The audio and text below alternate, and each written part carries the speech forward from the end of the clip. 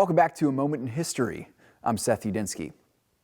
Well, in our march through the annals of history, let's explore one of the most well-known figures in the Western world.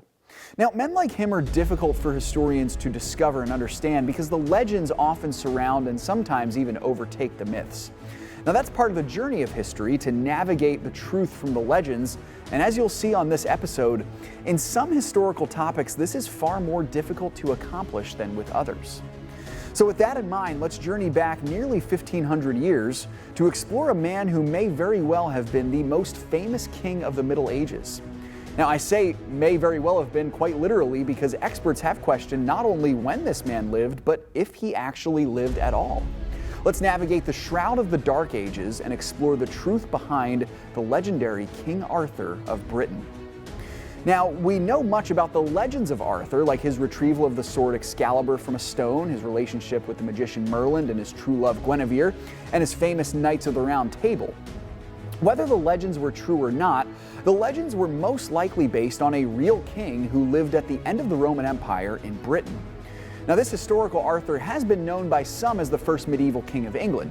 If he existed, he likely reigned sometime between the 5th and 9th centuries AD, as Christianity was rapidly swallowing up the once pagan Roman and Germanic worlds.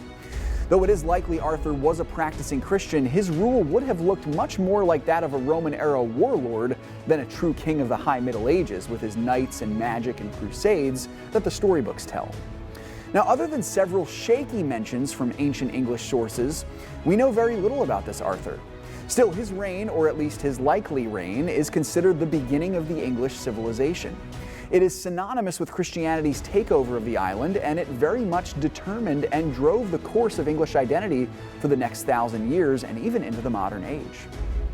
Now, what about the legends of Arthur? Well, those, like the historical man himself, are also very old, but not quite as old. They became extremely popular in England during the High Middle Ages, so about 800-900 years ago, when Christianity and the feudal system were both firmly established on the island. They would no doubt have been utilized to fuel crusading zeal, especially the tales of Arthur's discovery of the legendary Holy Grail, believed to be the goblet which the Lord Jesus himself used during the Passover celebration on the night before he was crucified. Thanks so much for joining me once again for A Moment in History.